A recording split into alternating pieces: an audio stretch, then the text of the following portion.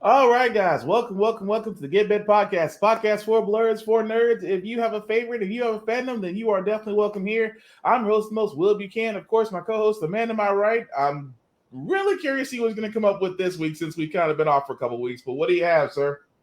With enough heat and emotional stress, I too can become Alec Guinness. It's me, Joe Tonello. I mean, it's your dry Oh, heat that starts turning him from Ewan McGregor to Alec Guinness, and the just, stress. So just much well. stress taking care of a 10-year-old. Oh God! With that being said, guys, before we do get started, we try to be a family-friendly podcast, but words do fly. At the same time, we may show some trailers that might be too intense for younger viewers. Viewer discretion is advised. Aside from that, welcome. So, let's go ahead and get into it. Unless you've been under a rock, Shorzy, greatest show there is. We don't need to be talking about the other one. The Letterkenny spinoff Shorzy came out. It is everything I could hope and dream. So much cursing, so many your mama takedowns. You ever want to know how to take down a 16-year-old that's mouthing off to you? You need to start watching this show. Also, there's some hockey in it. And someone that really loves chicken.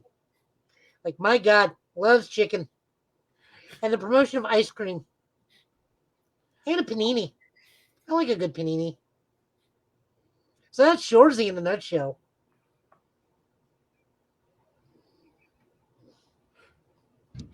Oh, also Obi-Wan started, but back to Shorzy. This is why we can't do anything responsible. this is why we can't be trusted. We can't be trusted with anything responsible. That being said, yes. Aside from that, Star Wars, Disney slash Star Wars did come up with a lot of trailers, a lot of information. So we're just gonna go ahead and get into it. They actually had a trailer for Willow. For all I those was that gonna didn't, say, can we talk a whole lot about Star Wars, then screw with everybody and just show Willow? yeah, because I can't tell you how many times I sit there and have people go, "What? Who?" I was like, okay, so unless you're me, unless you're near to me and Joe's age, there was a wonderful movie called Willow that was out. It was very underrated. It's still near and dear to our hearts, and the fact that they are actually coming back with a Disney series, with a series on Disney producing it, with the original Mr. Dunn himself reprising his role. I'm looking forward to it. So here's the trailer for it. There is a story of a child destined to be an empress, and the unlikely hero who would protect her.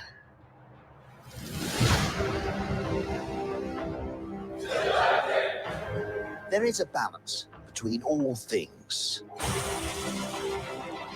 Light and shadow. Good and evil.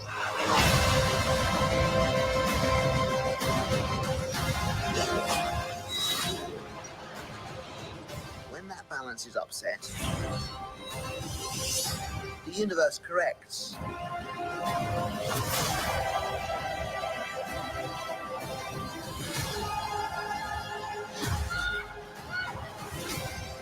The world needs you again. It needs your magic.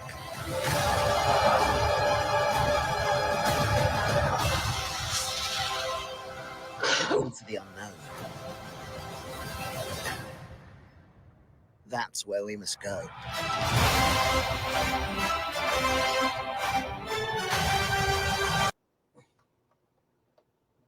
So there you go, guys. As you can see, Willow will be streaming again on Disney Plus November 30th. I'm kind of curious to see where they go with the story because for a lot of y'all who may not know, Willow did it as far as getting the child to where they needed to go. Mad Mortigan was its assigned protector, which was one thing that kind of bothered me. I was like, where is Mad Morgan? Or if we're going to even cover him in this movie. That Morgan, well, the one that's talking to Willow is his daughter. Yeah. Because Val Kilmer just can't do movies anymore. Well, I mean, yeah, that's true. I mean, I'm kind of hoping. I'm still waiting to see what he does in Top Gun when I go see it tomorrow. But I would just think the character is somewhere there. I know Val Kilmer can't reprise his role because of his health issues, but I can't help but wonder. It's like, are we going to have a Mad Morgan in the series, or are we going to have somebody similar to him? That's where It's the unanswered question. I guess the best way I could put that. See, But I'm more worried about if we ever get Kodo and Podo again. I think we will, But do we get them as ferrets? It's very important. depending on PETA. Wait, were they ferrets or were they stoats? They were ferrets. Okay. They were I can ferrets. never remember if it was a ferret or a stoat. Nope, it was ferrets because PETA had a problem with that. I remember that. I don't remember a lot what PETA had a problem with, but they had a problem with that. But that's actually going to be November 30th for Willow. And like I said, Star Wars, they actually had a Star Wars celebration.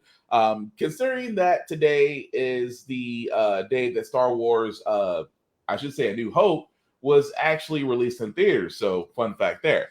Aside from that, I did want to give a little bit of break in monotony from this before we get into the next Star Wars trailers, because this trailer I have to show because of Joe.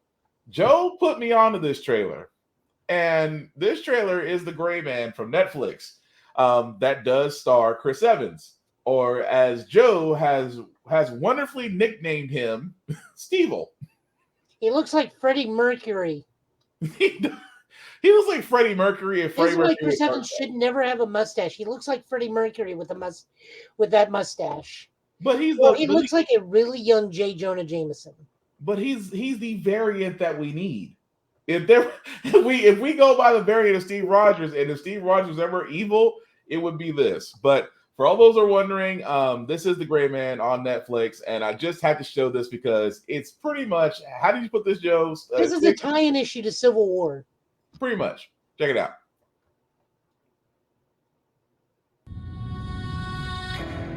What do you know about the Sierra program? Reckless mystery men you guys send in when you can't officially send anyone else. The Gray Man. Lloyd. I got an urgent locate and destroy.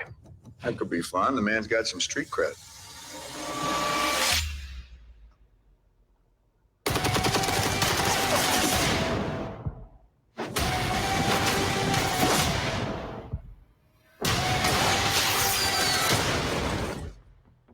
You hurt?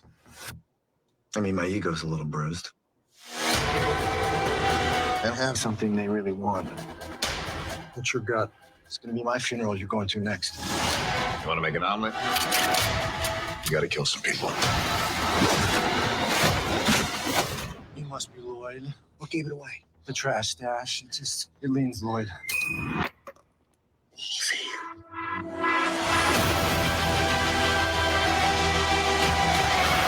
I'm about to put a hit so big on your boy's head that even his most loyal allies won't hesitate to drop a dime. Every grade A wet team from here to Legion will be vying for the prestige of killing the infamous Sierra Six. I can kill anybody.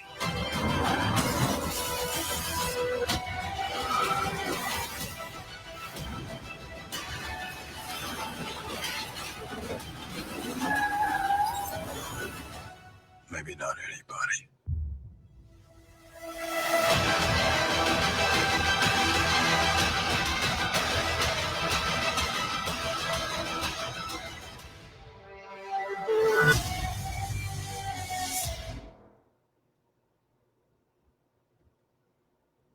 Oh wow! So it's actually going to be in theaters. Okay, I stand corrected. So it's going to be in select theaters July 15th and on Netflix July 22nd. So we get to see Civil War Part 2. So we do know that this will probably be a quality film because the Russo brothers have worked extensively with Chris Evans. Mm-hmm. Plus, they are really banking on the fact that they are the Russo brothers that have given us Civil War and the two greatest Marvel movies, one of the greatest finales to a saga that's ever been noted in mankind. Didn't they also do Extraction, or was that a different director? I am unsure. I'll look that up another day.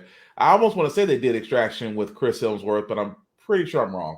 But I don't know. I dig it. Just see evil Stevel in a way. And there was just sitting there. I was thinking, I want to break free. I just see him as Freddie Mercury when he's just leaning back in that chair. Oh God, you're not wrong though. Okay, so before we get on to the next Star Wars stuff, some quick things we just want to run through just because they don't really deserve a lot of time, And if and we run because through them, we age. yeah, that's the Mostly one thing. because we age every time we watch them because we just lose like an hour of our life on these things. Pretty much what Joe's referring to is the Flash because it is literally slowly. I hate to say it, CW, but we've said this so many times on this podcast. It's time to give it up. It's time to give up the Arrowverse. I think you need to let Superman and Lois go ahead and go on to HBO Max where they can be served better. At the same time, the last two Flash episodes was just bleh. I mean, good and terrible. There's no other way to put it. It was the fact of the matter is that the show, it's almost like the showrunner from Legends of Tomorrow decided to come on to the Flash and say, I can write better and lie. Which is really sad because I think this episode, the director was Danielle Panabaker for the aging episode. I don't like her, or I don't like the arc they're going in with her, but I just see. You know what that arc is, though, right? Yes, and that's why I'm just. It's Clone Conspiracy from Spider-Man. Mm-hmm. We can bring anybody back. I can even bring back your Uncle Ben. I don't have an Uncle Ben. It's just good and terrible. There's just no other way to say it. And also, let me also talk about Halo real quick. Halo wasn't bad. I think at the end of it all, everybody got the Master Chief that they wanted. The silent Let's Master. not lie to ourselves like that. It's bad for us. I joked. I put that in the Facebook post. I said everybody got the Master Chief they wanted. the strong silent type, literally and figuratively. Which again, I don't know what Paramount's doing. I think they're kind of hedging their bets. You know, are they giving us a limited run at this at Halo? Are they banking on a second season? It's just hard to tell right now. Some mixed feelings about the finale and how it went. It's just that it's amazing that the fact that when Cortana took over, it was basically the Master Chief we were all looking forward to for some of us. I just think it was a nice little experimental tale that may or may not make the cut. It's kind of hard to tell right now. The way I was so unhappy it wasn't a deep fake of an episode of Red versus Blue where he just wakes up and it's all going in Donut's head. That would be funny. That would be funny if the whole thing was just him dreaming. And be like, so Master Chief, take off your helmet. I don't take off my helmet. It's like, oh, it was just a lucid dream. Cool. I also wanted I want to know why we didn't get a Griffin Simmons moment in Halo of just two soldiers just going, why are we here? Fair enough. But, you know, it was just weird. It was weird because I wanted to go with the story to see if it would redeem itself, but it's in that odd place now. And I'm not sure they can pull themselves out of it, I guess, but we'll see. Depends on whether or not Microsoft and 343 Studios and Paramount will bankroll another season. It's hard to tell at this moment. I'm sure it's not to see if the Arbiter can take out General Ram and Rash or Zit in Killer Instinct. Oh, that'd be another conversation. There's so many conversations about who can beat who in Killer Instinct. That ain't even funny. But moving on though, Joe did put me on this as well on HBO Max about Catwoman Hunted, which was one of the Catwoman movies. Was one of the movies that was announced way back on DC Fandom. Not to give it away, it is. I will put it this way, not to give away spoilers. It is worth watching because it's a different. I mean, I was kind of worried being that it's a Catwoman movie, and the only other Catwoman reference I had was that god awful Halle Berry one, and it just that still sticks with me. That's how bad a movie is. I'm like, don't get me wrong, superhero adaptation movies have a better track record than video games do. But that Catwoman movie with Halle Berry, that needs to go into that goes into the we don't talk about that movie The problem scenario. with the Halle Berry Cat movie is if you do a Catwoman movie, it needs to be done like Ocean's 11, like what this animated film is. It's a heist movie. Right. Which is why if they ever make a Black Cat movie, it needs to do the Jed McKay thing where she's out to steal the Infinity Gauntlet on Earth under Nick Fury's nose and just shenanigans ensue. It just needs to be a heist film. Would make so much sense. But again, Catwoman Hunted, it's definitely worth watching. I thought it was pretty cool because they did kind of tease some other surprises in there. I'm not going to say what they are. I was like, I like what they did with that. But yeah, worth watching on HBO Max. But moving on though, there is a video game. We do have some video game news. I know I'm happy about it. Joe, I know you've probably seen it because you've been following Star Wars news as much as I have. We I get was to tell worried. Cal Kestis to shut up again. I was so worried after Fallen Order, which again was I like to call Fallen Order was EA's attempt before I'm sorry. Fallen Order was basically an apology after Star Wars Battleground. That was the apology. But anyway, for all those that are Fallen Order about the as Joe pointed out about the protagonist Cal Kestis, and we wonder what they were going to do because now I want to go back and go play Fallen Order now. But anyway, so supposedly this is 5 years after the. Yeah. So we have what I am now referring to as Star Souls. Yeah. Which is what's going to be weird as we play this trailer because I got a question at the end. But here's the actual trailer for Star Wars Jedi Survivor.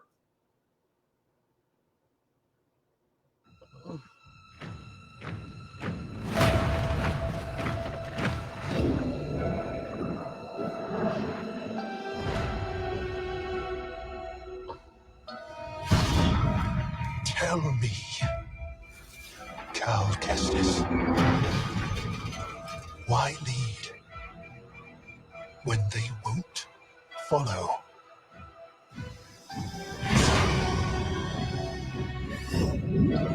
Why fight when you can't win? What is your next move, Jedi?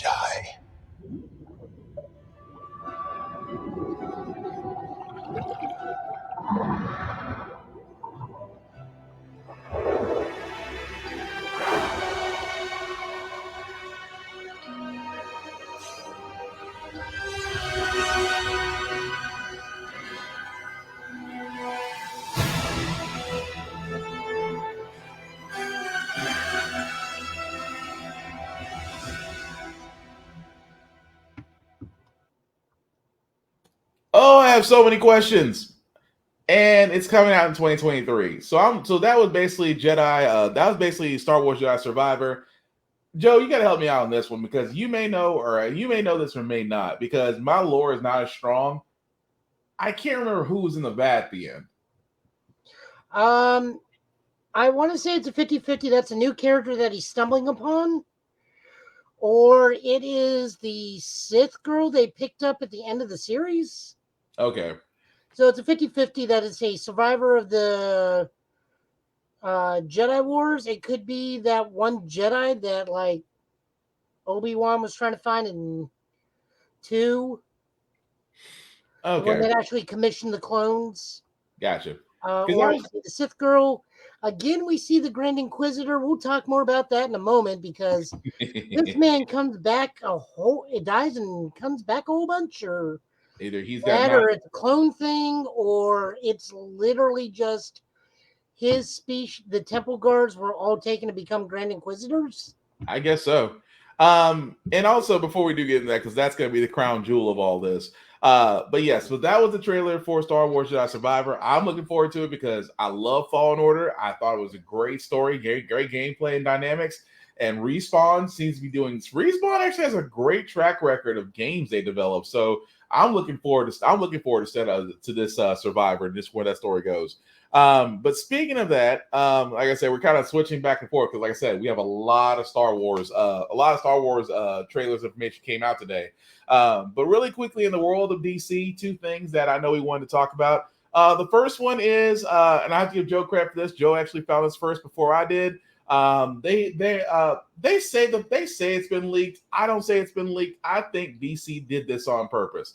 What I'm talking about is, guys, they have actually shown pictures of the Blue Beetle, the Blue Beetle seat, I should say. As you can see right there, that said that young man who will be playing the role of Jaime in Blue Beetle, and the leaked pictures of what the suit looks like. Now, the first time I said this, Joe actually beat me to the punch that it kind of gave me Guyver vibes, and it does.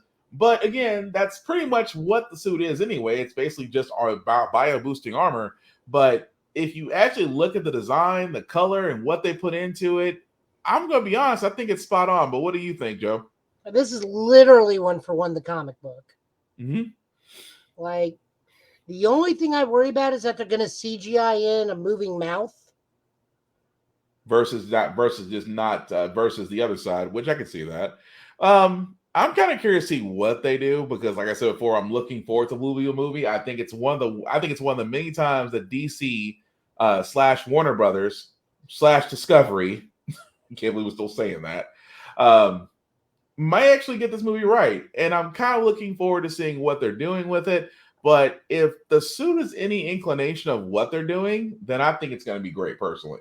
I mean, right now they're making some good moves with the DC stuff. Like, they took one look at, they're showing this off. Obviously, this is out there. You don't get 6 to 7 pictures of leaked photos in high quality. You're right. No, they put that out there on purpose to drive up hype for this, which they succeed. They also said,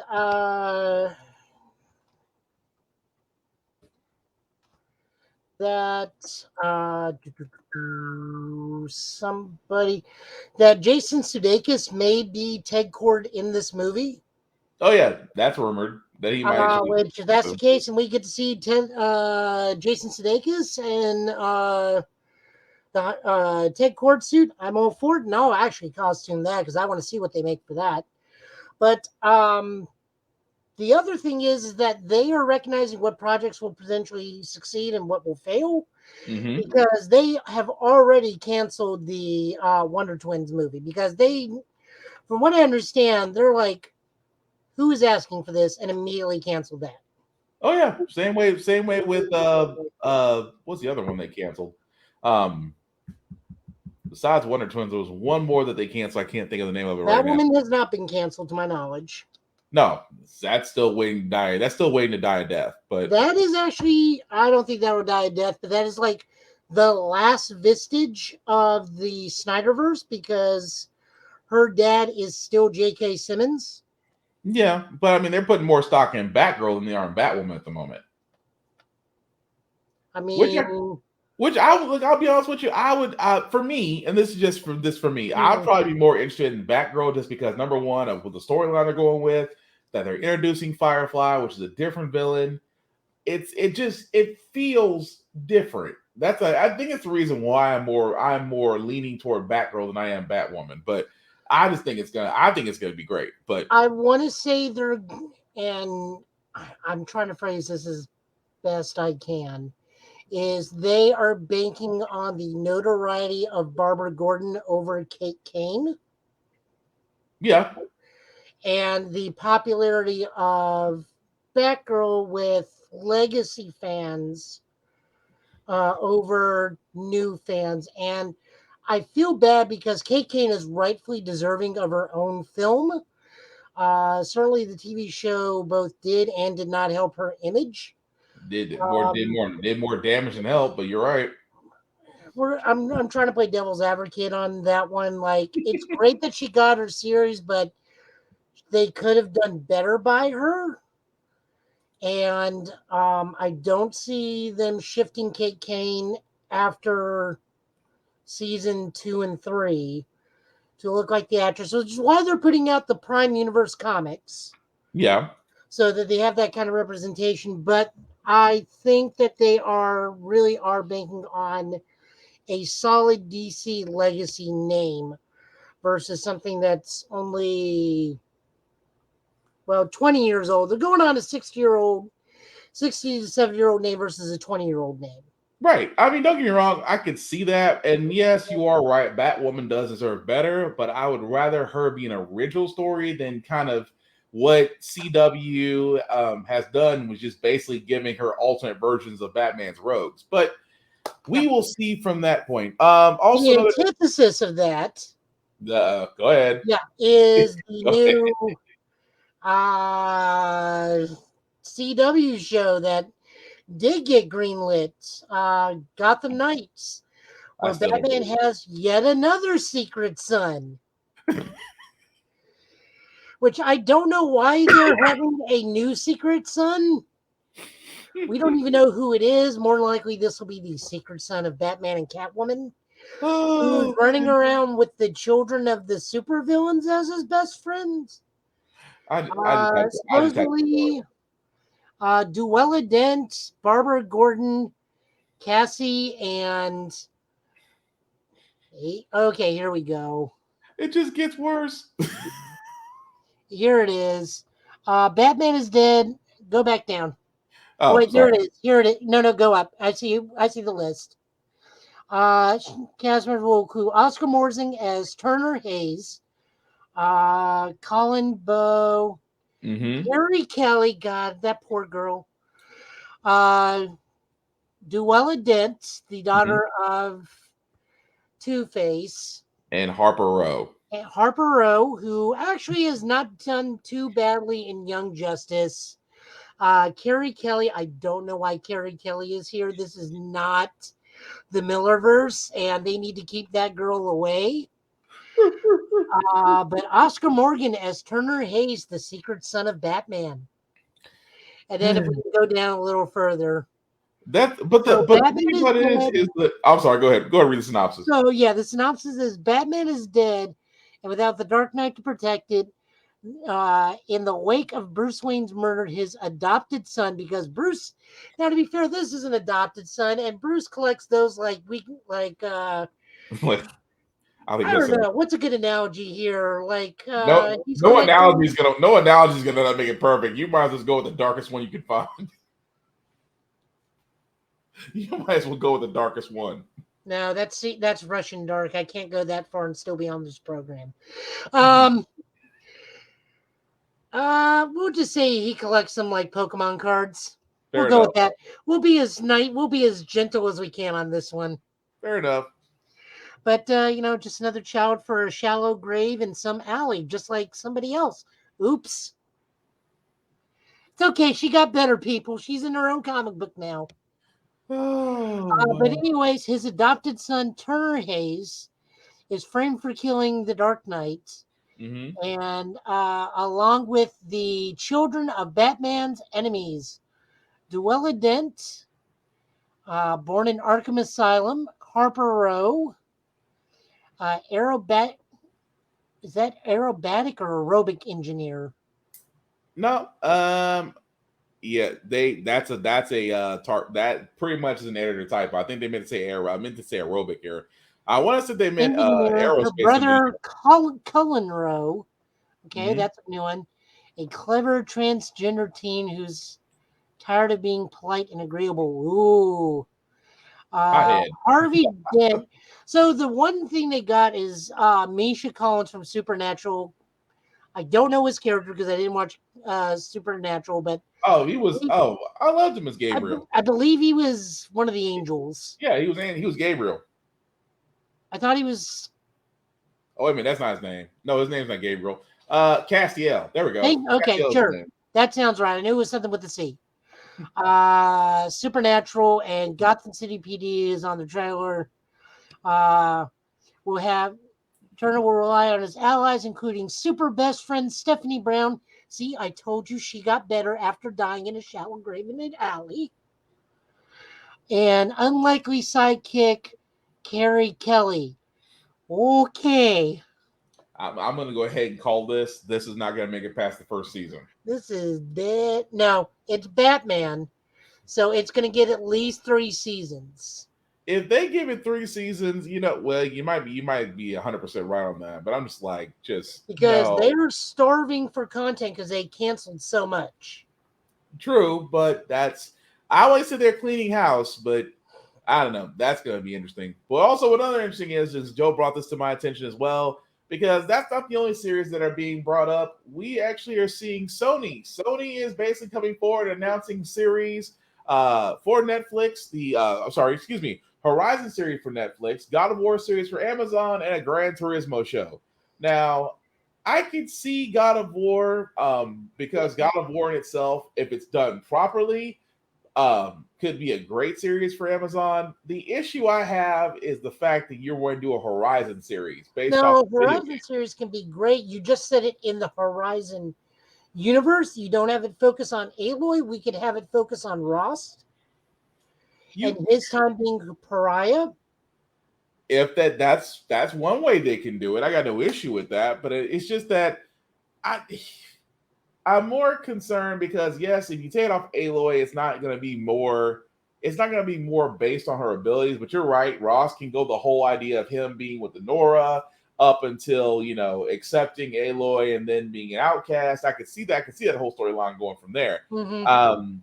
God of War is very easy to set up. You just take Kratos, leaving Greece and the Grecian pantheon, setting shop up in Norse territory, meeting his wife, the Norse gods becoming aware of him, but ultimately leaving him alone, knowing his reputation or something. I can see that. But Gran Turismo? Gran Turismo, that is just a really nice name for saying Top Gear. Pretty much. Grand Tour.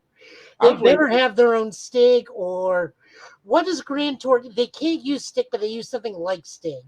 I forgot what they call it. I forgot what they call them because Stig is associated with Top Gear, so I forgot what they call them in the Grand Tour. Well, so are Jeremy May or Jeremy Clarkson and everybody else, but But that was the only thing about it is just that I have some because first and foremost, Horizon is one of my favorite series, been a video game series. God of War is definitely my top 10 of all 10 top favorite games of all time.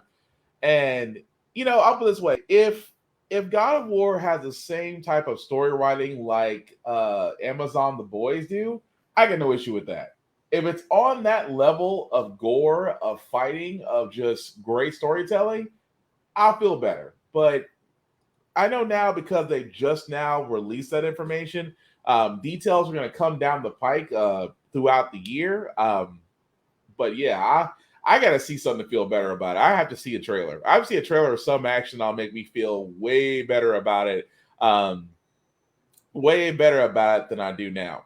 At least in that situation. Joe, you got blurred. You okay, Joe, over there? Look, you're a little blurred out. Okay, there we go. But anyway, back to Star Wars for a little bit before we talk about the great 2-part episode. We will try to be as spoiler-free as possible because we know for a lot of folks that didn't know, the series actually came out way early. It actually came out, if you're in Central Time, around 11 p.m.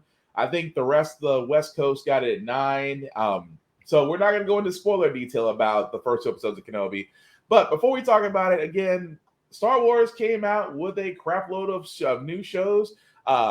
New series that are be coming out. This one is actually Andor, which if you don't remember from Andor, this is basically the events leading up to Rogue One. I have a good feeling about this guy. Yeah, I think it's gonna be cool. But here's the trailer.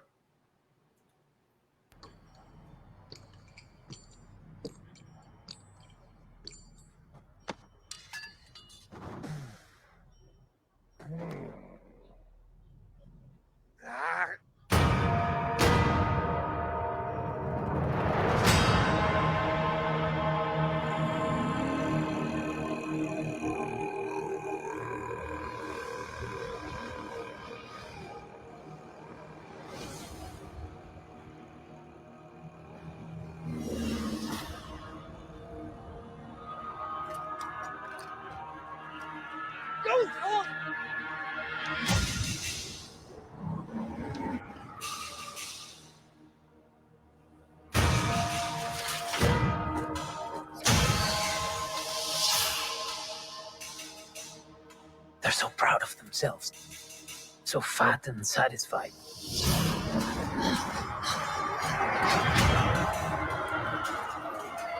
They're everywhere. They're watching me now.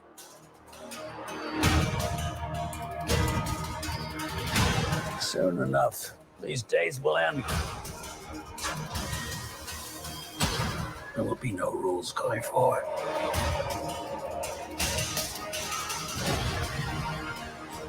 People are standing up.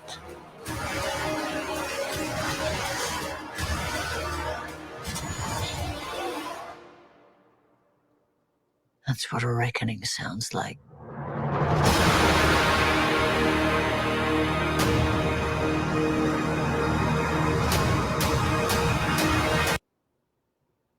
Okay, guys, and that was the trailer for Star Wars Andor. As you can see, streaming on Disney Plus August 31st. Disney is coming out swinging. Now, like I said before, Andor is basically the story of the rebellion leading up to Rogue One. For all those that don't remember, I thought Rogue One was a pretty good Star Wars movie. I see nothing but clear blue skies ahead for this guy. Maybe a really shiny spot in the sun. I don't know you're gonna do that. But it's again, this is the story. Like I said before, I love the fact that Star Wars is actually finally starting to expand into those areas between episodes 1, 2, and 3, and so far and so forth. So, but what do you think about Andor, Joe? Any hopes, or any concerns, or are you just looking forward to it? In the grand scheme of things, I don't know too many people were clamoring for Andor. I mean, the only thing I really wanted to see is like him meeting and having fun with K2SO. Mm-hmm. But like, I don't know who is asking for an Andor series, because it seems like the sweet spot Star Wars is mining right now, because they just don't want to touch the sequel trilogy with a 10-foot pole right now. Is they're just mining the crap out of the time period between 3 and 4. Sounds like it. And to a degree, some spots in between 4 and 5. Mm-hmm. But like, they are really, really going for just in between 3 and 4, with the exception of The Mandalorian, because we do know that The Mandalorian is set in between Return of Jedi and Force Awakens. Yeah. But they don't want to touch anything after. What was the final movie called? The final movie, currently, the Rise of Rise of Skywalker. They don't want to touch anything out of that, so that's why they're continuously mining this area. So I don't mind it. I have nothing against it. I just don't know anybody that was specifically asking for, let's lead up to this. I agree, but at the same time, I'm intrigued to see what they do. Oh, yeah, I'm intrigued to see what they do. I mean, let's face it, it's not going to be as bad as Ewok's Battle for Endor. I mean, you're not wrong. I mean, nothing's going to... And they're definitely not going to follow up with anything that totally invalidates the previous movie in the first 5 minutes, which is, now that I think about it, the Ewoks 2 is just Alien 3. You go through all that hardship just so they can kill off the entire family in the opening thing. It's just Hicks and Newt all over again, except in reverse because they did it first. You're not wrong, but it's still But funny. no, like I said, as long as they stay away from Ewok Battle of Endor territory, I think they can keep making Star Wars movies. Oh yeah, which they did, which the CEO did. The CEO of Lucasfilm did sit there and say that Star Wars is definitely going to keep on going. So I'm not surprised they want to still keep on going with movies. But also, I do want to see one thing before we go into the next one. Go ahead. Now that we are all under the Disney umbrella, where's my Ewoks versus Predator movie? Don't give him ideas. Don't give him ideas. I want to see large clicking in the forests of Endor and see if the Predator can take on the Care Bear team. Oh, don't give him ideas. Please don't give him ideas. There's gonna be somebody that's going, you know what? Why not? Mandible Clicks versus Yubnub. Make it a tweet. Make it trending. Oh God. So right up there was somebody wanted to do Predator on a pirate ship, and one writer's like, but where would the Predator go the whole time?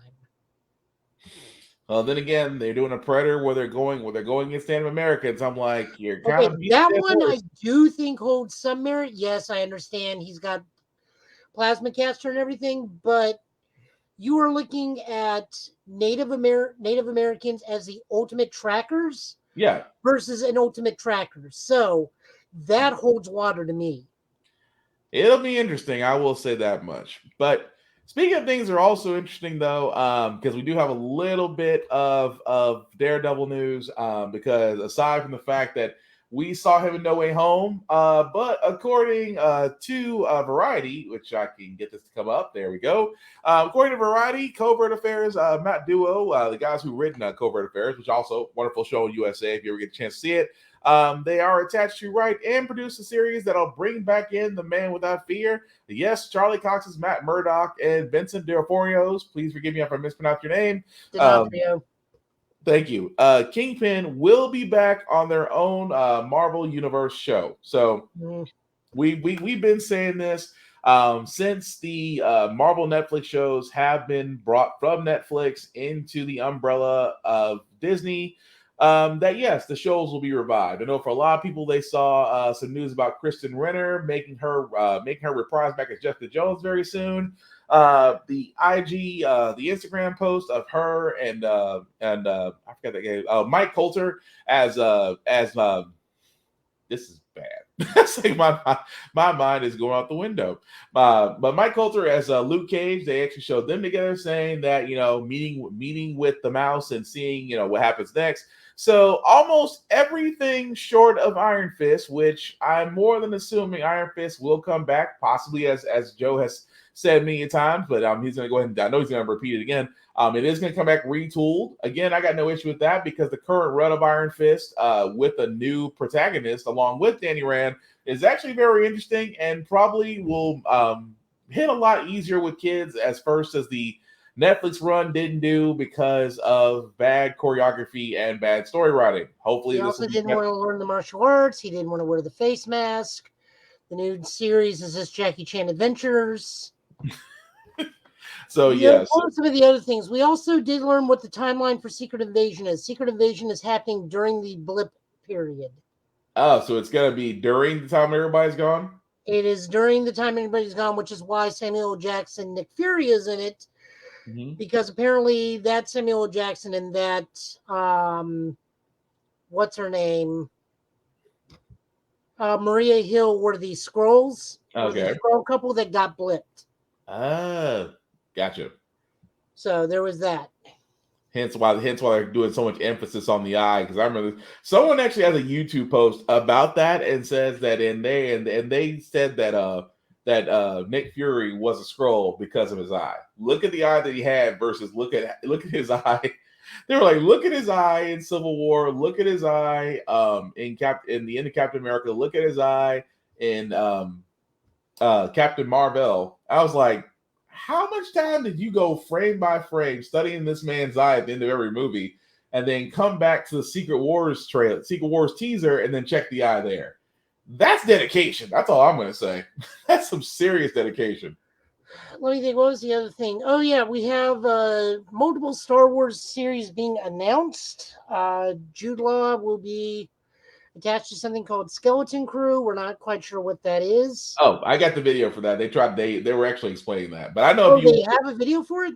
Yeah, well, sort of. It's from the actual announcement. So this is their explain.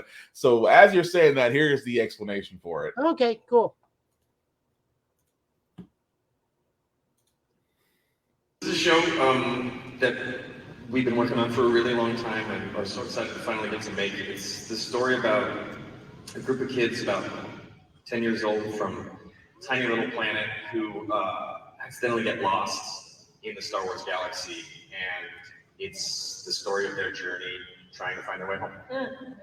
And to be clear, we want to make sure that everyone gets it's Stars for kids, but it is not a kids show. It is. Right, you think it's about, they like to say it's like as much for kids as Clone Wars. I'm like, well, we cut people's heads off in Clone Wars, so I'm not sure that's the measurement you're looking for, but okay, sure. I mean, they'll be excited about that. Star Wars is for kids anyway, all for kids. We're all big kids. I love it since I was a kid, and I still gonna love it when I'm much older, like I am now, so you're gonna love it. You're gonna love it. Can you guys tell us where it takes place in the Star Wars timeline? Well, I mean, we're producing it with these wonderful gentlemen here, and so luckily we get to fold it into that, after Return of the Jedi, Ahsoka, Mandalorian time frame. Yeah. All connected, weird ways. Good. Is this mysterious enough? Are we being mysterious? I think so. It's good, yeah, it's a good level of mystery. It's farther off. John, what does it like to expand the storytelling in the Star Wars universe? Oh, for us? There's a lot of Johns. Which John? There's a lot of He's happy to me. So.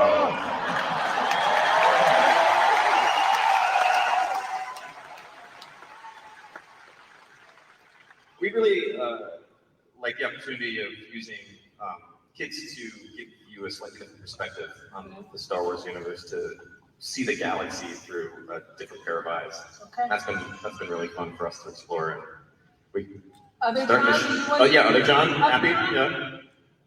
Do you want to say something? Do you want to say anything? Well, what's it called? That's what I want to know. Well, should I You want to do it, Ford? Ford? Ford, you do it. You tell them. Okay, it's going to be called Star Wars Skeleton Crew.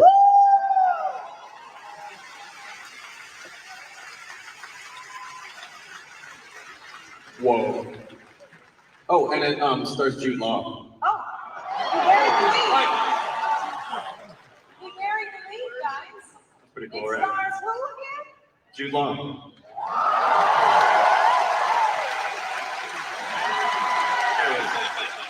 Yes, that's a picture of him. That's a picture of him when he found out that he wasn't allowed to come to the celebration. Really good. It's a shame he's not good looking, guys. Sad that he's not. Okay, so we have the title. We know a little bit of what's happening. That's it. That's When it. do we get to see it? We start shooting pretty soon, so you guys get to see it next year. All right. Well, you heard it here first, Star Wars fans. Skeleton Crew, a brand new Star Wars show from John Watts and Christopher Ford, starring Jude Law. Thanks for giving us a little tease. And we'll see you on Saturday for the Mando panel, too. Okay, so yeah, what they basically, like you said, Joe, it's basically about a group of kids, a group of people, individuals trying to make their way home, and it's going to be set within the Mandalorian and Boba Fett timeline. So Disney is banking big on a lot of this right now. But what do you think? And they said that they have no problem killing children, so this is just going to be Stranger Things in space. Pretty much. And thank you for all those who are watching, who are taking a break from Stranger Things. I know the final, is it the fourth season or the final season on Netflix right now? Yeah, I don't watch Stranger Things. I watched the first season and I was done. Dang. I actually Well, know it's what, not that I didn't like it. I just like, it just You like, know, oh, that was fun. Just never went the back. way- I always wanted to go back and watch it because I got a buddy of mine who's obsessed with it, but I've never watched an episode of Stranger Things. I keep I on lived saying through the 80s. I mean, I know what everybody's decor looked like.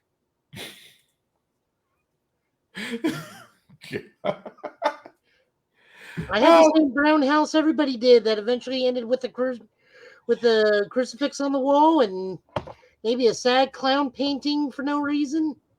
Oh, not the sad cloud baby. I was gonna talk about Ashaka, but I can't find the words right now. You got me laughing.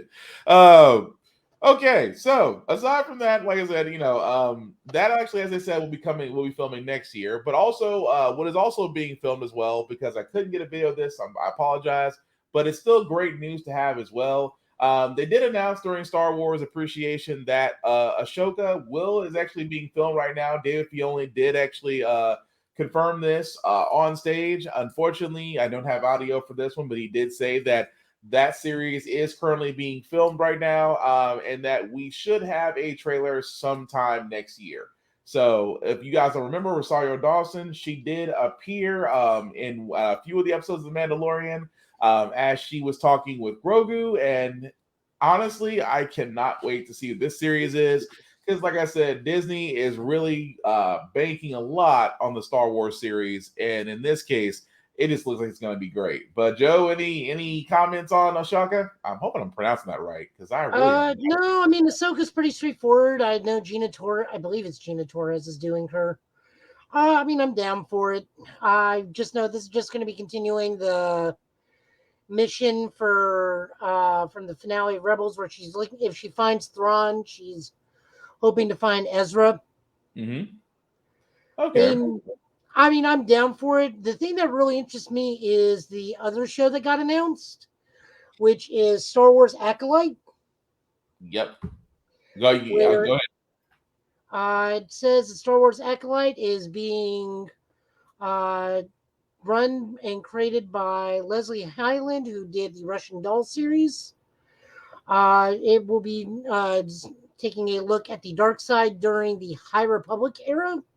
High Republic era is like 1,000 years before, so like I think it's safe to say during the Revan period, and it's quite possibly we may see Darth Revan or Revan in this series.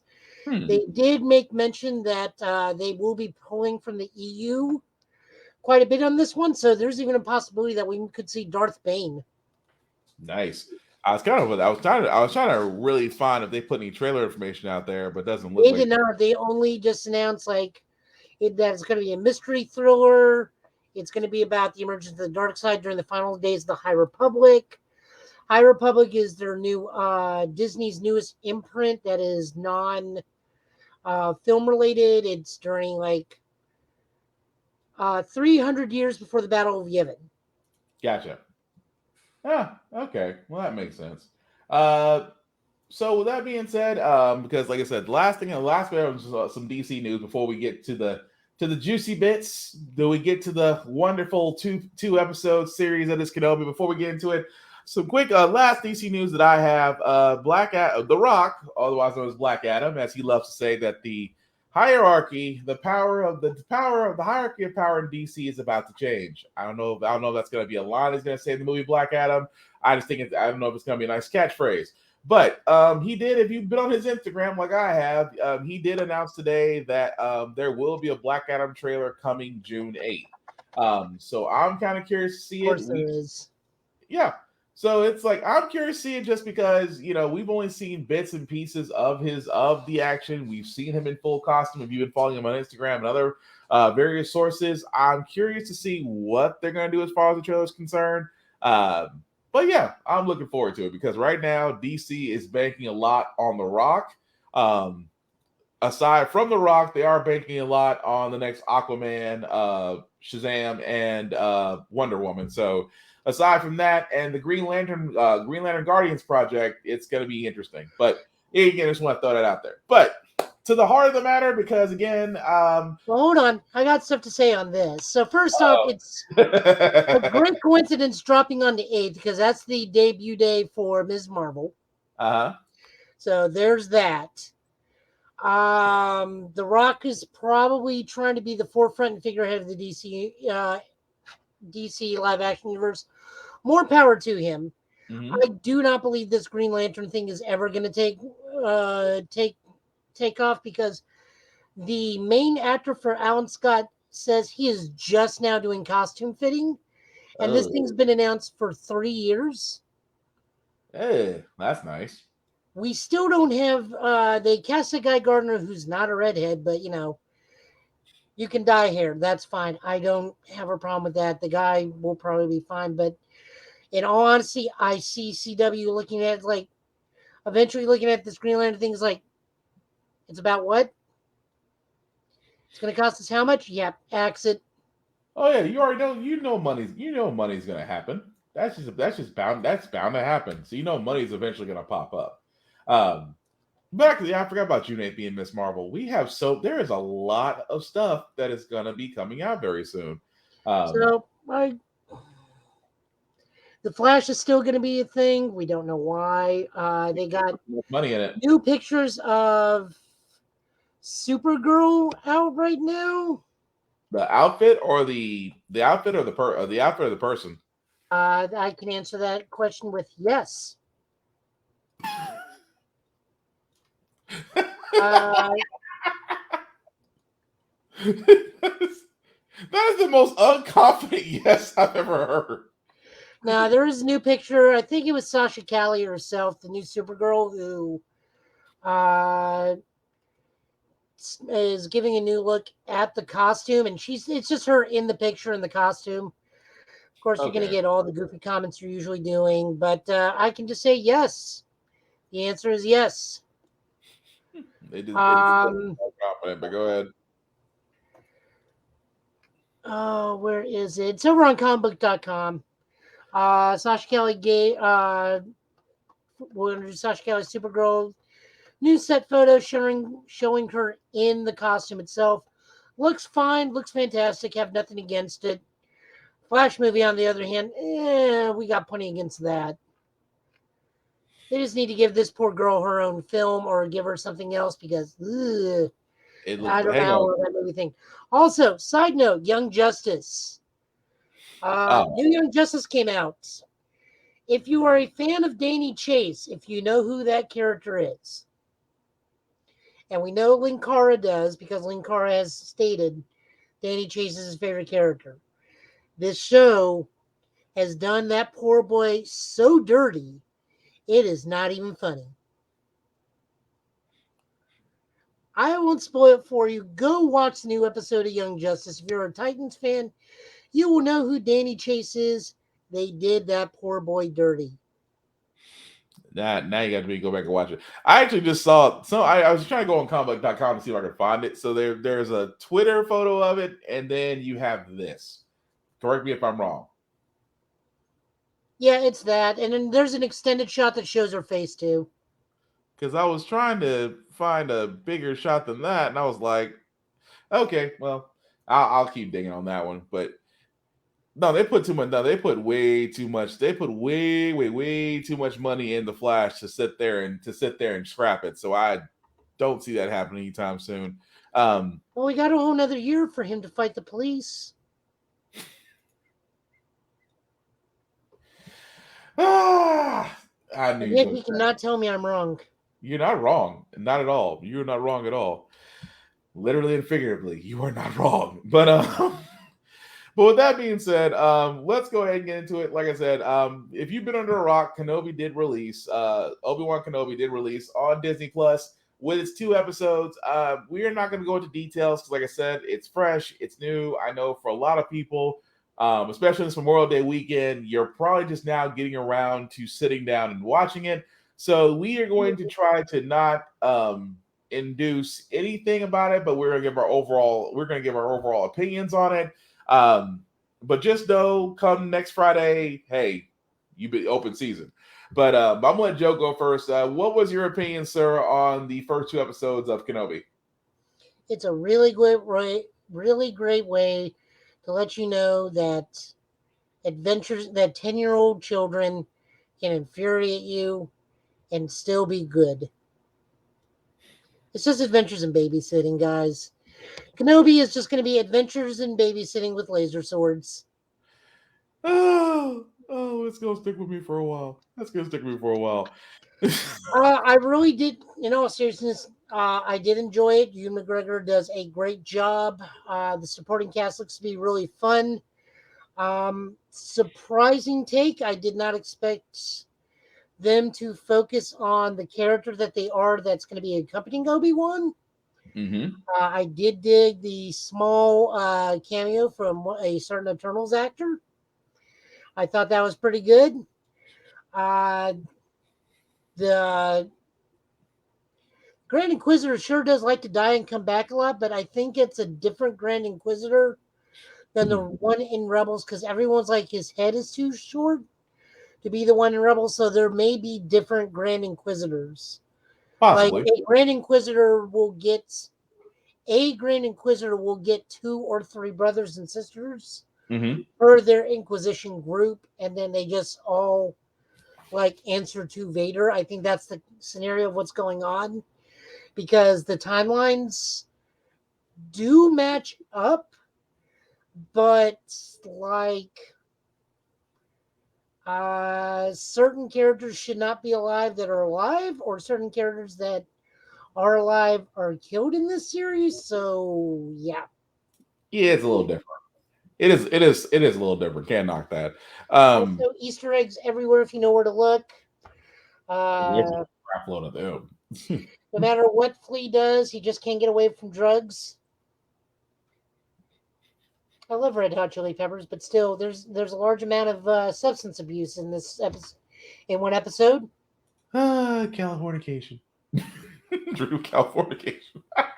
Just as long as it's not under the bridge. Woo! Not riding the Zephyr. Well, I mean, we can keep going as long as don't break the girl. I was gonna say at least not around the world. Oh, don't start. We will have to do someone's rain dance. Someone's gonna have to meet these guys down at the police station. It's just a lot of scar tissue. But we can keep going. I've watched Shorzy. Don't think I can't do it. No, I've seen all 10 seasons of Letterkenny. We want to do wordplay. We'll be here for a while. We'll be here. We will be here for a while doing that. Let's not do that. I agree with Joe on Kenobi. I was the nostalgia came back, the feels came back.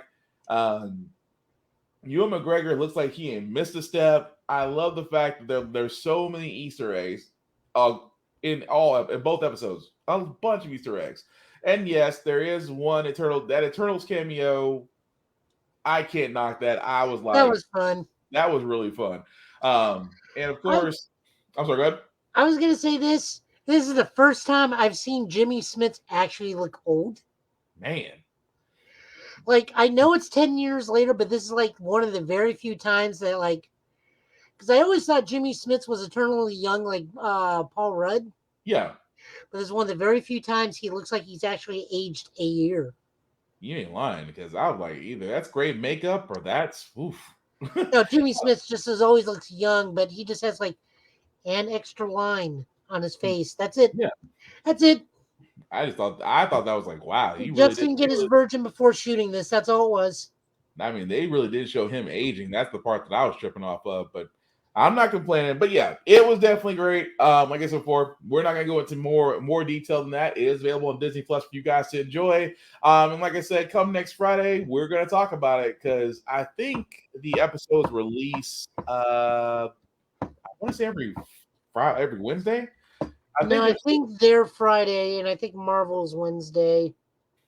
Because I was about to say, oh nope, you're right, Friday. It is Friday. So yeah, releases every Friday. Oh, so that's good to know. But yeah, but again, for all those that have seen it, please let us know in the comments what you think about it, what you liked about it, and just go from there. But try to be, like I said before, we're gonna keep it spoiler free because it's just recently out. Disney did have a ton of new information, new games, things of that nature. So really, Disney came out swinging. But that's the news that I got. Joe, what news do you have, sir? Disney Plus also did put out the making of Moon Knight. Definitely go check that out because you'll get to see some fun stuff with Oscar Isaacs and his brother. Because his brother does play stand-in for him when he's Mark and Steven to act off each other, and they are a hoot together. He's really Jay. he's Oh, Assembled has always been a cool series to watch on Disney. Yeah, Plus. I mean, they're just a hoot to be together. Let me think what else. I think we covered just about everything. Okay. I just want to make sure before we go into comics. I don't know if we missed anything because, like I said, I know we've been off for like 2 weeks, so we're trying to really catch up on everything. I think we kind of got to the point now. Oh, besides PlayStation Plus, which I understand some people are a little bit aggravated about it, but give it time. More things will be added to the library because basically what PlayStation is doing what Microsoft has already done. Microsoft went ahead and started working on backwards compatibility way before Sony did. Now Sony's realizing that, to compete with Microsoft's Game Pass, they're going to have to come out with one of their own anyway. So if you're like me and you want to be able to play Legends of Legaia without breaking out your PS3 or breaking out a ROM emulator, trust me, it's coming. Just give it time. In that my case, little sister plays that to death. What's that? Legend of Legaia? Uh-huh. Oh, I love that. That's one of my favorite RPGs. One of my favorite RPGs. Masquerading as an RPG. Say what? It's a fighting game masquerading as an RPG. Correct. You are exactly right. Especially if you can break the game and hack it, and you come up with just combos that just make no sense. Oh, that makes me not. I have the game on PS3 form. I just don't want to feel like firing up the furnace just to play it. But But yeah. Aside from that, Joe, what comics do we have, sir? Before we load up, while you get that load up, we are gonna give a shout out to Devil's Reign. Chip Zdarsky got to sneak in one more issue, which is Devil Reign's Omega. Double Reign Omega just is kind of a setup issue for what's coming down the road. Mm-hmm. By that I mean we're going to be looking at new. It's setting up the status quo for the street level hero comics is what's going on. Okay. So we get to see them setting up the new Daredevil because both Matt and Elektra will be holding onto the Daredevil mantle.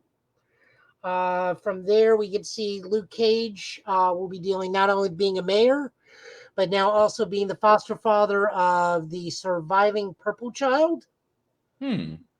So that's got to have some fun. He also has to deal with the city that's totally in ruins after the entire populace was enslaved by the Kingpin and Purple Man. So that leads into Luke Cage City on fire. He's having to also be, aside from that, deal with the outbreak of rogue Thunderbolt units trying to go into business for themselves and shutting them down. Luke, being a former leader of the Thunderbolts, is trying to get people to do on the team and head up an official Thunderbolts task force. First being Monica Rambeau, to which she properly says, Auntie Monica want no part of this, and just flies right on out. Damn.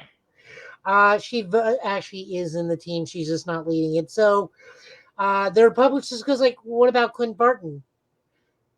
And, it just goes from there. There's just some humorous things there. There's some other things that are like the street level heroes looking at Matt Murdock says like, so how long are you going to tell people that you're dead? It's like, yeah, Matt Murdock's not coming back. It's like, no, he'll be back.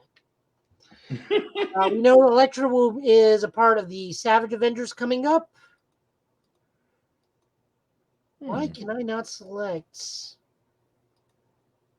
says giving me fits. Oh, you run into a problem? Well, we're seeing that. There it goes. All right. Got you covered. So, yeah, I'm looking forward to the new street level comics. Actual comics that we have read. Your eyes do not deceive you. This is, in fact, Fables issue 151. This series is starting back up for a 12-issue miniseries, but it retains its legacy numbering and continues the story from the actual book itself. So this is continuing everybody's story. Okay. It's only going to be 12 issues. This is written and drawn by their original artists of Bill Willingham, Mark Buckingham, with colorist Lee Roweridge. The long and short of this is we are introduced to the new Jack in the Green, Fairly Earned in One, who is a previous character only called Gwen, which Mother Bear actually does recognize. She stumbles upon the old Jack of the Green and tells like, well, I'm doing your job now. He's like, you can't do that. It's like, nope, earned it fair and square. Most Jacks are now female archers. That's the thing. So this is just going into, because Fables, the book itself in the universe, when a fairy tale becomes popular enough or something in the pop culture affects the Fables, right, they effectively become that. So female archers were a big thing from Katniss Everdeen, Kate Bishop, and I can go on. So now the new Jack in the Green is Gwen. Meanwhile, the Wolf family sets up in its ancestral home, and the current occupants are like, yeah, you haven't been here in a while. This isn't your land anymore. Could you move? And Bigby is like, get off my lawn. I feel like it was a Three Little Pigs moment. Just like, it's like, it's like, why am I getting Three Little Pig vibes from this? Like, dude, it's the fourth little pig that had the House of Wolf Skulls that really sent the message. It wasn't a sturdy house, but it sent a message. Right. On top of that, we get to see that Baba Yaga may actually be alive after her fight really long time ago in the series, after they Totenkindr threw her down the well of the Bone Well. Okay. So I am looking forward to this. I'm looking forward to see what the new Jack in the Green actually does and brings to the table. Other than she fought and earned her title fair and square. I know something's going to be going up with Big B in the family because it always is. Yeah. I love that the kids are super bummed out that they're living here now because they have to give up like television and cell phones and internet and everything. Millennials. Pretty much, I like that the Snow White stuff reminds like everybody change out of your clothes first. We don't have a whole lot of spare clothes now. Right. I enjoyed this. I'm a huge Fables fan. I went so far as to buy all 4 compendiums, which are actually pretty fairly priced in the grand scheme of things. Yeah, considering how much story you get. No, I thought it was good. I thought it was a cool issue. I was still laughing at that one that was like, you don't live here anymore, so why should we just give it up to you? Because I'm Bigby. And it was like the brothers were at least amicable about it. No one was like trying to start a fight. There's like, you just don't live here anymore. This technically isn't your land. Right. It was kind of like it's like, you know who I am? Yeah, what about it? It was kind of like a yeah, what about it moment. It's like I don't think you're as intimidating as you used to be, sir. Oh man, but it was funny. Yeah. Moving on over, we got Nightwing number 92. This issue will make a lot of people very sad because this is one of our last tributes to George, who passed away. Starts off brilliantly with a brief fight sequence with Dick. A long time ago as Robin, who goes in without Batman's permission to a fight, gets beat up, and Batman goes to admonishes him, and Alfred lays the parenting down. Alfred Bruce is like, if you're going in there to punish him, you're not going in this room. This boy needs a father, not a leader. Right. And you see a really good standoff between Alfred and Bruce. Like, Bruce in his blue suit is literally telling over Alfred. And Alfred, like, just like looking up as like, bet. That was funny. That was that whole thing of just like, you're going to take off that cowl and you're going to go in there and be a father. And it's like, Batman didn't say, that was the one of the many times Batman's like, I'm gonna do what you want because I am not gonna test you. That is a yes, Dad moment. Pretty much. But no, I thought that was back to reality, back to standard time frame. We get to see Dick and Barbara going through the new sanctuary that Dick has erected for the homeless. There's a large statue of Alfred there. We get to see Bruce taking Ace for a walk. So Haley gets to officially meet her. We'll go Uncle Ace. Yeah. Blockbuster's there and tries to start trouble. Like, oh yeah, no, I'm not opening this part. We have a special guest, and John just swoops down. Like, hi, I'm John. It's like, you open this part? No, he is. It's just the whole. And then Bruce does kind of admonish Dick a little bit for the giant Alfred statue. It's like, no. This is why he's here. Right. Which I love to death. And then Heartstealer confronts Blockbuster. Like, I don't know what's gonna come out of that. Another attack by Heartless. Another attack by Heartless going to Blockbuster and saying, it seems we have a mutual problem. I'm like, yep, he's gonna try to go after him again. I really enjoyed this. I've loved the Tom Taylor Nightwing run. Like, this is the best Nightwing run I think has probably ever been. Well deserved to the 5 Eisners he's getting for that the team is getting for this book. Oh, it was. I will say this. This run I really do like, but I just like, it's just that whole. It's one of those. It's like, I love good storytelling, especially that one. But Alfred always checking Bruce will always. I don't know what it is about Alfred checking Bruce, or Bruce gets checked by either Alfred or John Kent. It is always funny. It never ceases to amaze me how funny it is. It's like, we need to have a conversation. I'm the world's greatest detective, but yeah, you're also the world's most coolest parent. Just damn. So there is Batman's powers, apparently fathers. Right. What happens when you don't have one?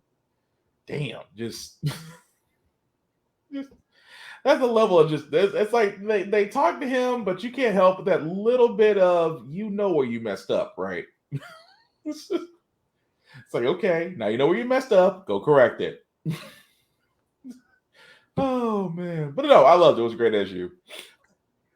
This was written by Tom Taylor, art by Bruno Redondo, colors by Adriano Lucas, letters by Wes Abbott. Here is a small peek of it.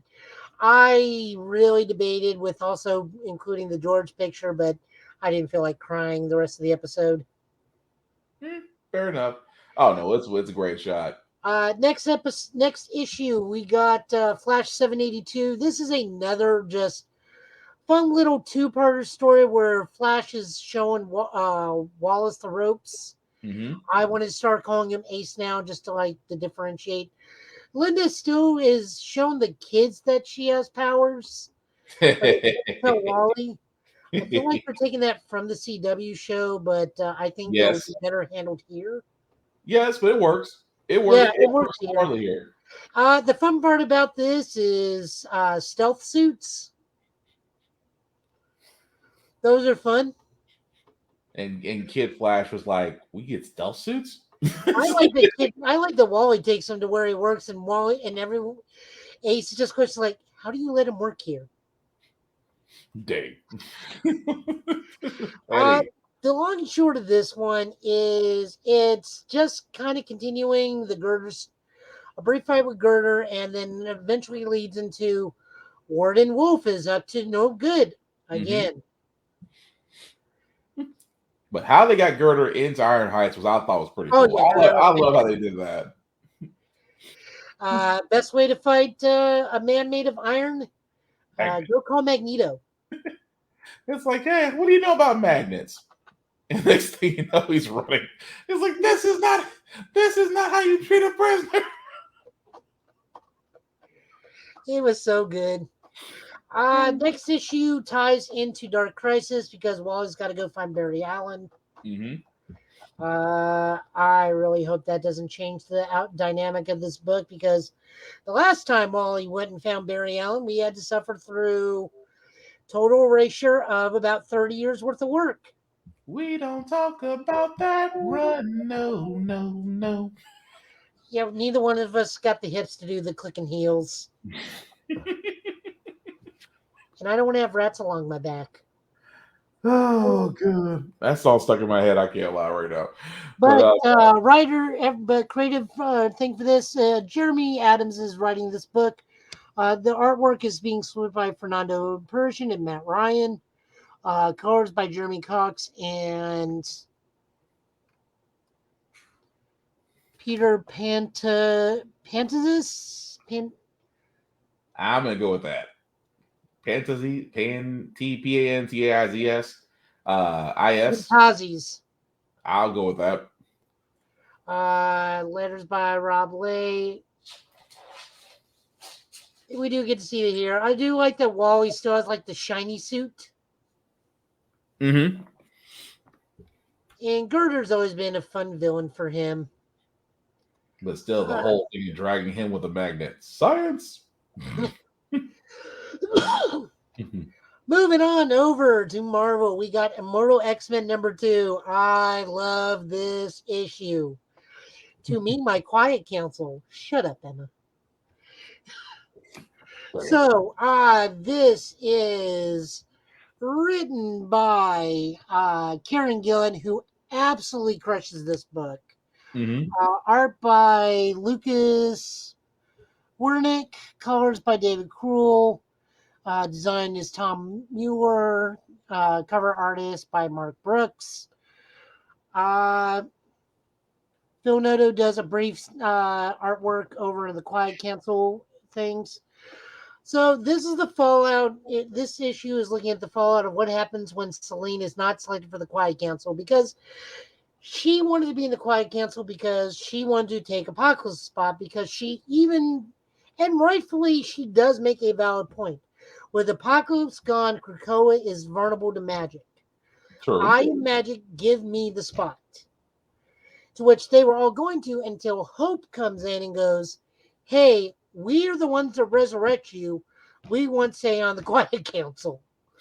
So they vote, and Mr. Sinister, which is kind of the tiebreaker, mm-hmm. With some remembrance of the first time he met Destiny. It's like, okay, we need Selene in. Oh, wait, no, I need to change my vote, and his vote gets Hope in.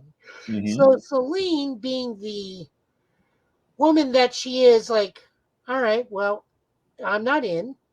And Charles goes in and literally does the worst exit interview you could possibly give to somebody of, it's not you, it's us.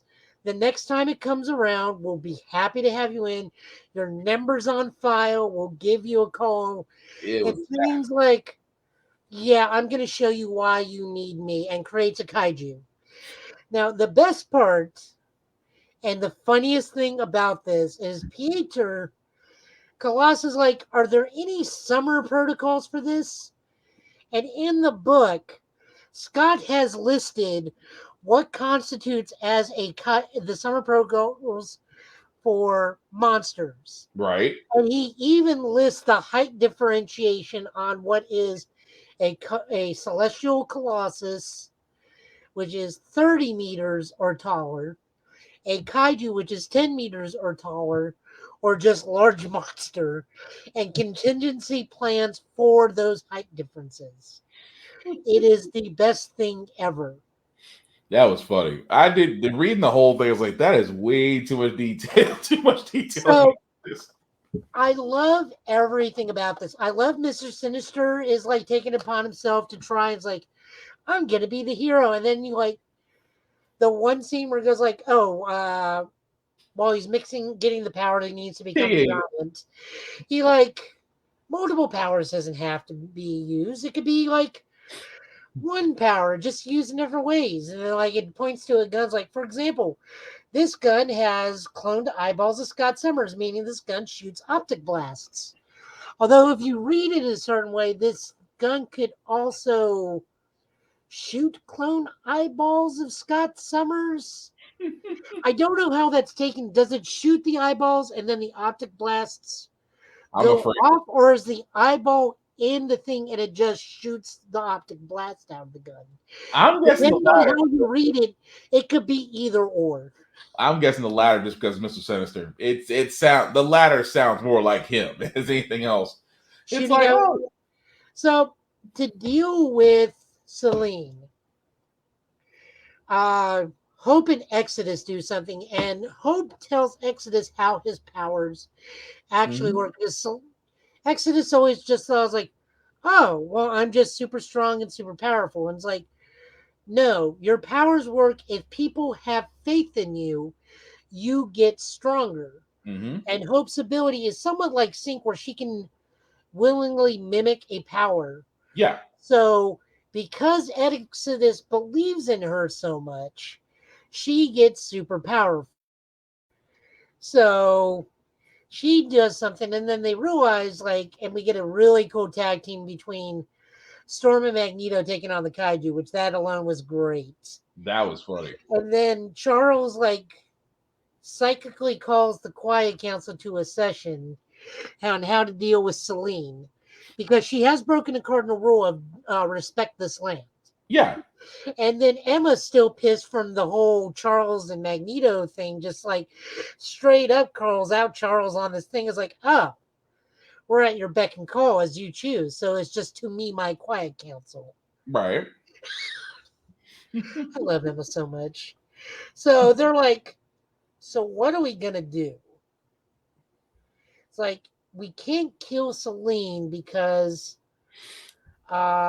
we can't get to her because now she's holed up with the anti-magic British people. Right. So, like, Hope's like, I can deal with this. And then the best thing ever, and I love it, it's like, she goes to Ileana's like, I need your power. Takes Ileana's power, gets the gun, because let's remember who Hope's dad is. Oh, yeah. And as she uses her portal, she goes to, like, Destiny's like, all right, so there's like an 85% chance you can pull this off, but me telling you this takes it to about a 93. So you know it can be done, meaning more likely it's going to succeed. Yeah. So she portals herself to outside the room, makes the impossible shot using a Mysterium bullet, which kills Celine. Mhm. And I love the fact as she's making the shot, she just goes, "Thanks, Dad." Just the fact she just John Wicked her. That's what I was laughing Oh, about. yeah. She And the best part is they have to immediately resurrect her, Celine, Yeah. so that when she comes back, she doesn't know where she is, and she's like confused and whatnot. So it dispels the kaiju, and then they just kill her. Yeah. It's like the best thing ever. This issue was fantastic. I loved it to death. Didn't they give her memory back? Didn't they restore her memories and said, Well, they okay, never restored her memory just to snap her neck real fast. okay. I thought they did. But when the rebirth she came back, I thought they were like, okay, so this is what you're not going to do. It's like this is what you're not gonna do again. But no, it was great. That was a great episode. That was a great episode. It was a great issue. Especially in that. But Storm is still, of course, being the voice of Soul, she is still not gonna be messed with. But no, I dug it. I like that she and Eric is like, oh, we're both level mega mutants. Why don't we just show them why? Right. This was such a fun book. I love it to death. Mhm. I'm kind of bummed this only comes out once a week, and a lot of these X titles are only going to be like 4 to 5 issues long. But I think the reason for that is there are so many of them now. They're seeing what are the highest sellers, and the highest sellers will continue. And versus Because one it has been proven already that X books can fail. Mm-hmm. Looking at UX Corp, that only lasted 4 issues before being canceled because no one wanted to see how mutant businesses run. No, I guess not to a certain extent, but I'm not surprised by them putting out so many different stories and seeing which one flows. As long as they don't pull a DC, Rebirth, will be fine. No, Rebirth was fine. Is everything going forward? So over to New Mutants, which starts the Trials of Magic. This is written by Vita Leah, art by Rod Reese. Flashbacks being done by Jan Duracina, coloring for both the book and the flashbacks is Ruth Redmond. So Illyana has her plate full. Yeah. And wants out of ruling limbo. So she goes to the one person who she thinks will do a good job, Madeline Pryor. For those of you that do not know what happened in the late 80s, early 90s, but Danny and Rain are there with her, goes like, you remember the last time she was given rule of Limbo? She tried to forcefully merge Earth and Limbo to one. It was a whole thing called Inferno. And like Madeline just even looks silly on dead on. I was like, yeah, why are you giving this to me? It's like, look, Limbo's a rough and tumble place. I'm a rough and tumble gal. You're a rough and tumble gal. You ruled it just fine. You just were batshit crazy at the time. That was still funny. That's the whole. That part was funny. Where it's like, you know what? She does got a point. Why are you giving this? It's like, you know what I wanted to do. It's like, wow. It's like the whole time I could say was wow. Yeah, so like, you know, I was like, look, I got a contract here. We all know how contracts work in the demon realm. We're going to make it as airtight as possible. Madeline Pryor reads it. She's like, yeah, I can work with this. She lets Rain and Danny read it. Like, again, are you sure you want to give it to Maddie?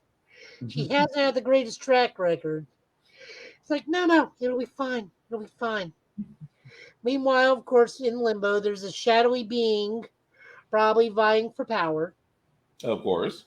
And at the same time, we're getting a brief history of what it was like for Illyana growing up in Limbo with the demonic versions of Storm and Black Cat and a fairy tale version where it's the tales of Illyana and as a goblin and whatnot. Yeah. Just trying to say is like, here are the escapades of what they go through in Limbo or the escapades of what Illyana had to deal with in Limbo. Stuff happens. Ileana's soul sword is shattered. Sim, a long-time running cast member of Limbo, and sometimes Ileana's either tormentor or enforcer, just depending on if she's in charge at the given moment or not, is trying to be top dog once again. And then we just see that the goblin from the fairy tale pops out of the book and continues to write the story as it goes along. Yeah. I'm really enjoying this because this is Ileana focused. I'm a huge Magic fan, so huge bias on my part. Big fan of Madeline Pryor because we do know she gets it because she is teaming up with Ben for the Spider-Man summer event Dark Web. Yeah. I'm just looking forward to where this is going. I really enjoyed it. Yeah, it was okay. It was okay. It took me. I had to kind of read back a couple times to get it, but I still thought overall good issue. I couldn't knock it. I tried reading Amazing Spider-Man #2, guys. I just can't get with it. I'm hoping it picks up soon, but I don't like the way they're writing Spider-Man, and I really don't like how they're drawing Spider-Man. Especially making them look like Gumby in 4D. No, that's the Chip and Dale Rescue Ranger movie, which we'll get into before we sign off. You know what? I have yet to see it. I want to see it. I want to see it. Just see how people were talking about it. But go ahead. Go on. One of those movies that shouldn't work but does. I still want to watch it. But right, Rogue Sun issue 4. This is written by Ryan Perot, art by Abel, colors by Chris O'Halloran. Halloran. Okay, we'll go with that. Letter Becky Carey, covers by Abel and Derek Charm. Rogue Sun is fighting the demon that his half-sister is unleashed. Yes. Meanwhile, at the same time, his dad is trying to teach him how to use, I guess, his chest beam, the black fire. Yeah. Things are not going well at school. And then we learn the big plot twist of who actually killed his dad. And we get that the other family is like, why are you setting the thing out? It's like, well, if he dies, one of us can have the Rogue Son like we should rightfully have. Even though dad loved the being Rogue Son more than he loved us, we can still honor him. The brother is 50-50. The sister is all in. The mom just doesn't give a crap. Right. The curator for the demon prisoners, like, you're all idiots. Why did you do this? Mm-hmm. But let's talk about that plot twist. Man, go ahead. Go ahead. This is why you pay your ex-wife child support. All I can say is, what the? It's like we need to talk. I need to talk to your dad. Did you off him? It's like hang on a second. It's like you literally are the same embodiment of what he saw before he died. It's like if the next issue does not answer this question, I'm gonna be mad. Because first and foremost, the boy trying to bring the father back and was about to trade with the witch. The sister will gladly throw the half brother out of the bus just to get the armor. And then you find out that your mom may or may not have killed your dad. That's a crap load of issues. That's all I'm saying. I mean, you know. I was like, that's like, man, it's like you have some, and not to take a bite away from Guardians of the Galaxy, but you got some serious psychological issues there, Dylan. It's just, you have some serious issues. What if the girlfriend actually's like, hey, what's been going on with it? Like, look, my dad died. I'm going through some crap. It's not an excuse, but here's what's going on. And not knowing how right he was, how true was the validity of that statement? Just Jesus. But I go through a lot right now. It's like you can't be that bad. It's like my dad died. My mom killed my dad. I became a superhero. Now I got my dad as a ghost in my armor. Which now he's made the deal with. It's like, oh, you're gonna teach me all about this, and you're gonna go away, right? You're gonna do your enchantment. You really want me gone that much? Yes. was like, damn. Which we know that's gonna change as the story goes on, but still, all that happening, and two of the biggest problems were caused by your own half sister and half brother. Jesus, that's saying a lot. Well, we learned last issue the half brother was just trying to resurrect the dad, right? Yeah, he was trying to resurrect the dad, and the half sister won the Rogue Sun armor for herself, which I thought was funny. It's like, and then you come back and your dad says, "Oh yeah, the reason why I decided to give you the armor, well, I kind of lied. I love my other two kids more than I don't want this armor to basically destroy their lives, so I'm giving it to you." Well, gee, thanks, Dad. Father of the year. I was like, that was good and horrible. He says, here's the truth. Since you're the only way you're going to listen to me, I gave it to you because you're expendable. Damn. That's hateful. But I love the series so far. It's a lot of WTF moments, but I love the series. Just Jesus, I feel bad for the guy. Let me think. What else did I read? I read Power Rangers Universe. It ended exactly how I thought it was going to. Mm-hmm. Read Power Rangers versus Godzilla. Artwork is still both great and god awful. It just depends if you're looking at monsters or if you're looking at people. Damn. I'll take your word for it. I have to go back and go read those two. I have to go back and go read Power Rangers versus Godzilla because I want to see how the Megazord did against Godzilla.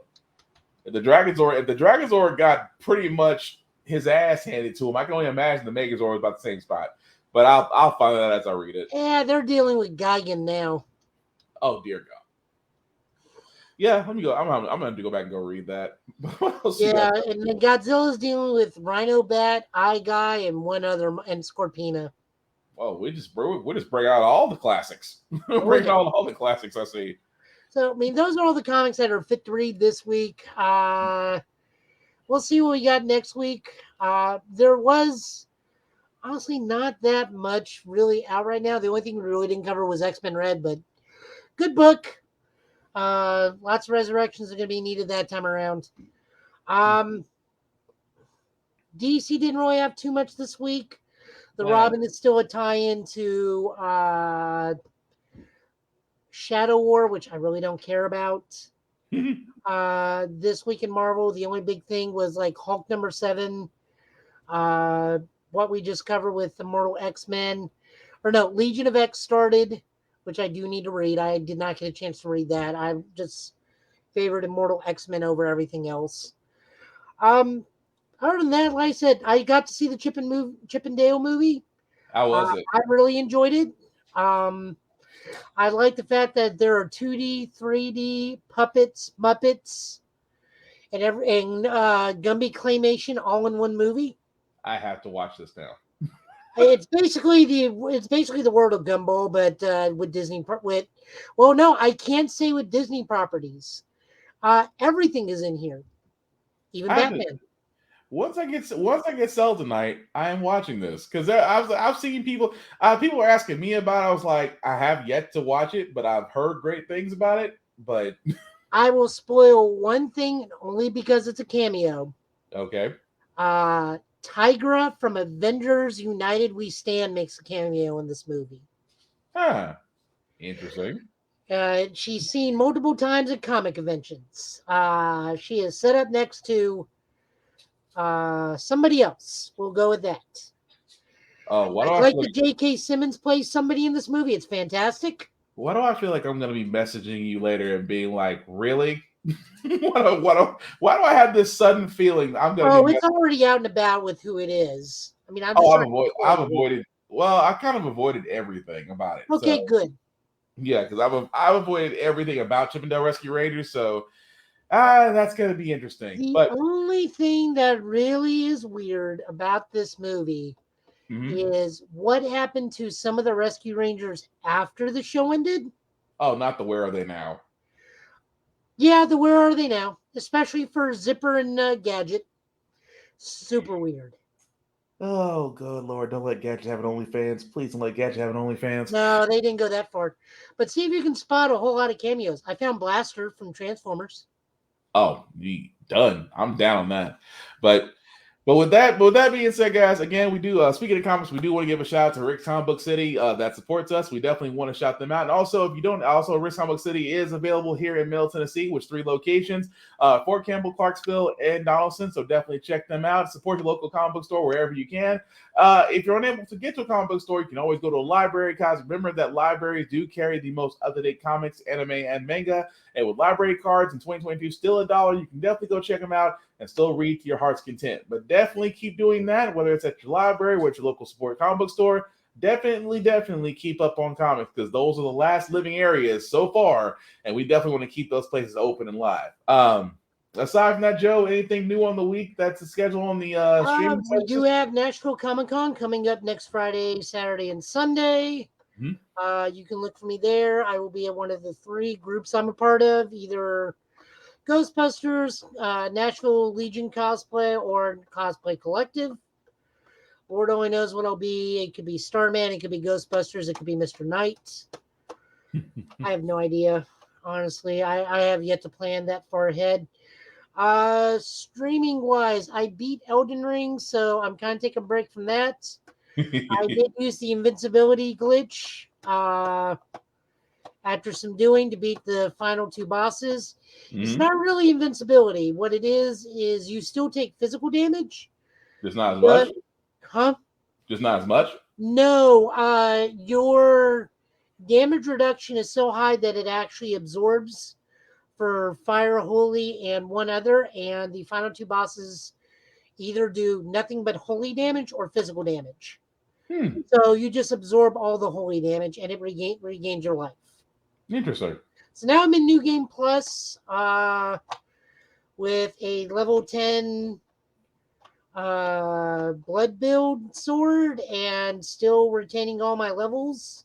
Oh, so you're just one-hitting. You're just one-hitting Oh, killing. I'm having sweet revenge, but like right now I'm just not streaming anything on Twitch. I am streaming Relayer over on my YouTube.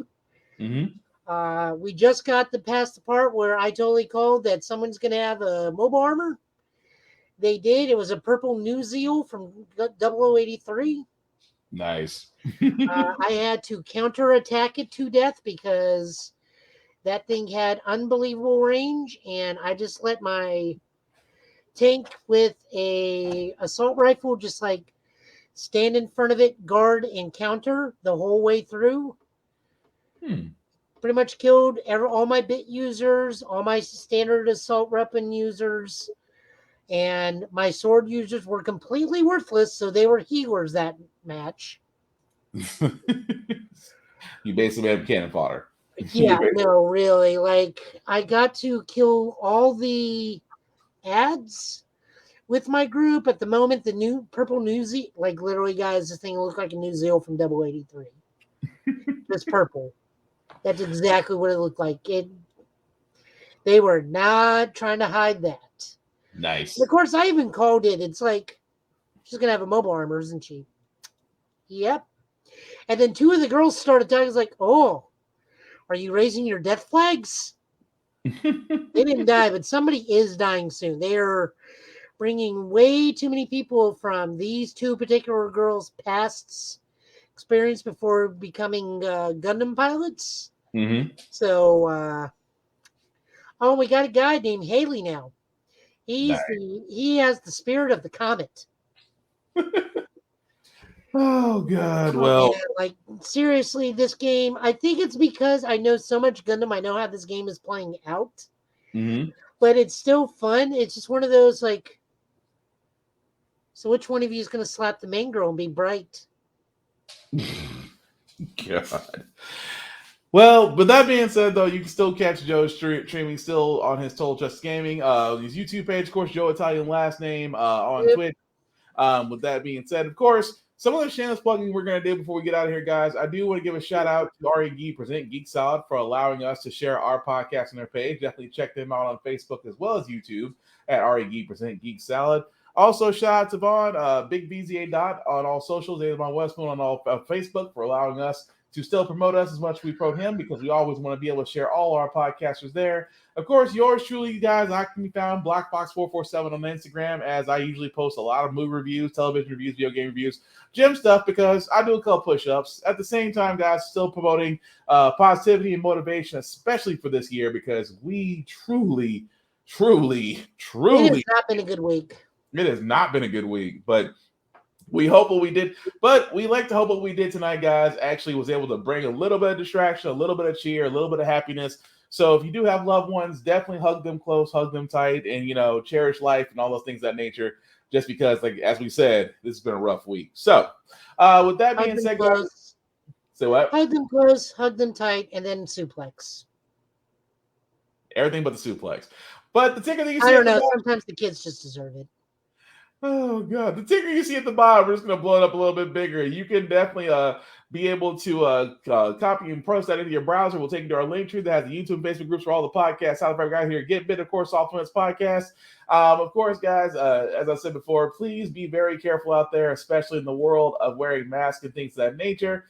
Reason being because numbers are somewhat going down, but this is not the time to take a further break. We still be vigilant. We still be looking out for each other and doing that thing of that nature. Also, be kind.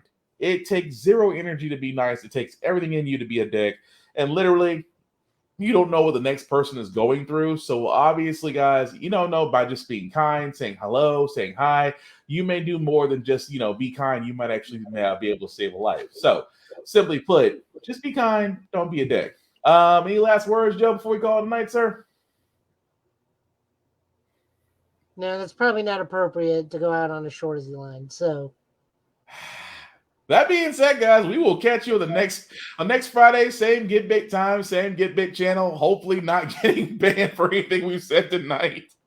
Aside from that, he's been Joe. I've been Will. This has been a Get Big podcast for tonight, guys. Thanks for watching. We are out. Peace.